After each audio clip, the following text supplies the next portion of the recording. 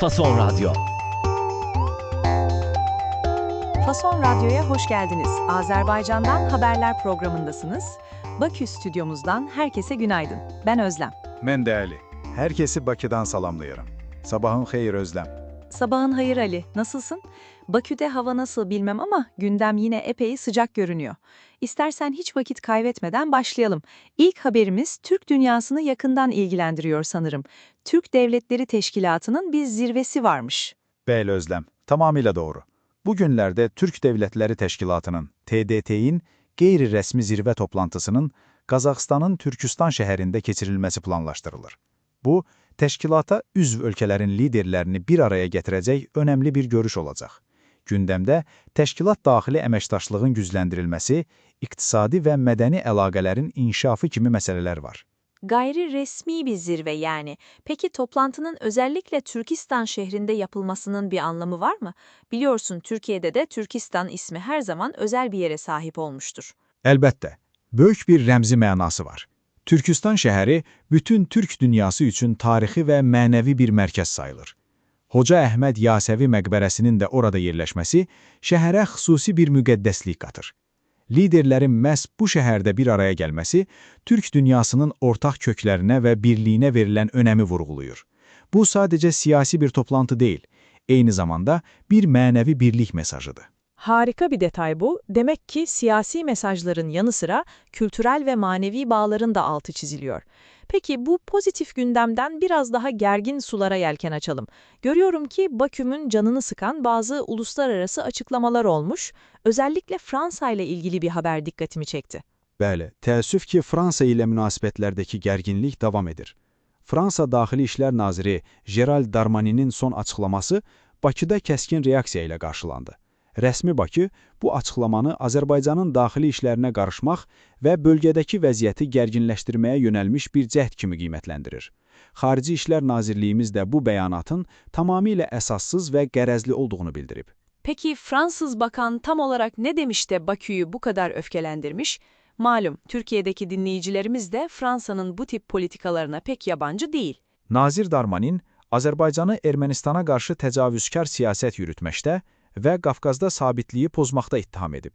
Həmçinin Azərbaycanın güya Fransanın daxili işlərinə, xüsusilə Yeni Kaledoniyadakı proseslərə müdaxilə etdiyini iddia edib.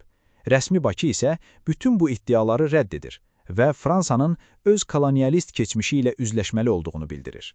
Anlıyorum. Sadece Fransa değil sanırım, kuzeyden Rusya'dan gelen bazı yayınlar konusunda bir rahatsızlık var değil mi? Elədir.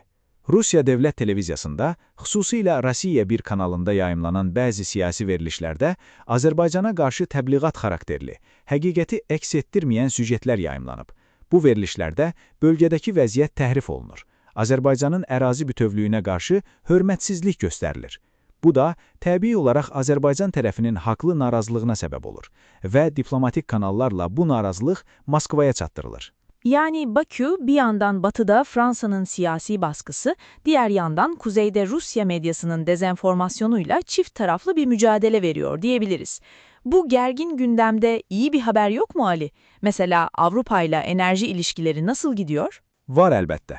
Bu gərginliklərə baxmayaraq, Azərbaycanın beynəlxalq aləmdəki mövqeyi xüsusilə enerji sahəsində çox güclüdür. Avropa İttifaqı Komissiyasının enerji məsələləri üzrə rəsmisi Kadri Simpson bir daha bəyan edib ki, Azərbaycan Avropa üçün dəyərli və etibarlı enerji tərəfdaşıdır. Bu sadəcə sözdə qalmır. Cənub qaz dəhlizi vasitəsilə Avropaya nəql olunan qazın həcmi hər il artır və 2027-ci ilə qədər bu rəqəmin 2 qatına çıxarılması planlaşdırılır. Bu harika bir haber. Değerli ortaklık sadece doğal gazla mı sınırlı peki, yoksa başka projeler de var mı masada? Xeyr, təkcə qazla məhdudlaşmır. Azərbaycan həm də yaşıl enerji potensialını inkişaf etdirir. Xəzər dənizinin Azərbaycan sektorundakı külək enerjisi potensialından istifadə edərək yaşıl hidrogen istehsalı və bunun Avropaya ixracı üzrə də danışıqlar gedir. Yəni Azərbaycan, Avropanın enerji təhlükəsizliyinə həm ənənəvi, həm də bərpa olunan enerji mənbələri ilə töhfə verməyə çalışır. Anladım. Dış politikadan ve ekonomiden biraz iç gündeme, sosyal konulara geçelim mi? Notlarım arasında çok ilginç bir başlık var ve doğrusu biraz da şaşırdım. Aliment borcu olanların pasaportu lağvedilecek diyor. Yani nafaka borcu olanların pasaportları iptal edilecekmiş. Bu doğru mu? Bəli, bu hazırda Milli Məclisdə müzakirə edilən yeni bir qanun layihəsidir.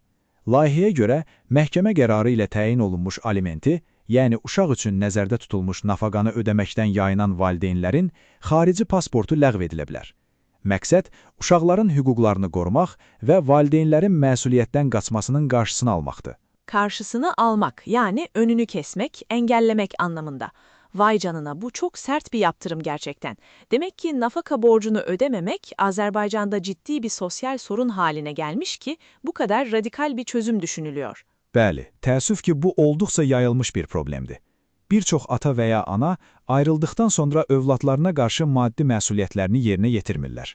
Bu da tək qalan valideynin və əsas da uşağın çox çətin vəziyyətdə qalmasına səbəb olur.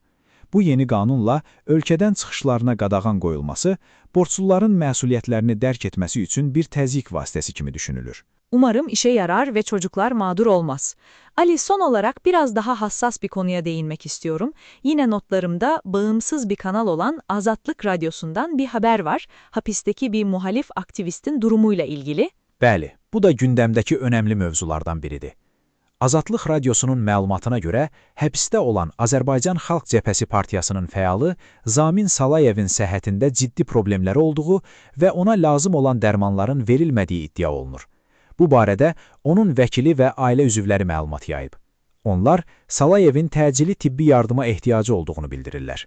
Bu çok ciddi bir iddia. Peki yetkililerden, resmi kurumlardan bu iddialara karşı bir açıklama geldi mi?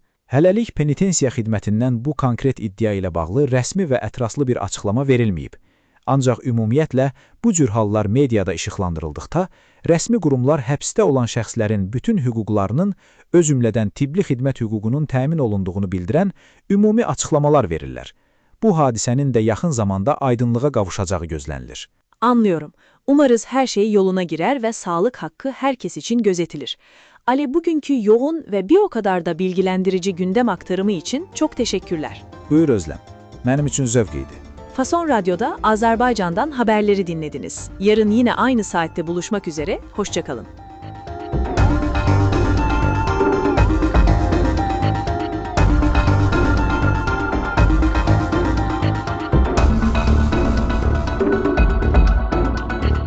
Fason Radyo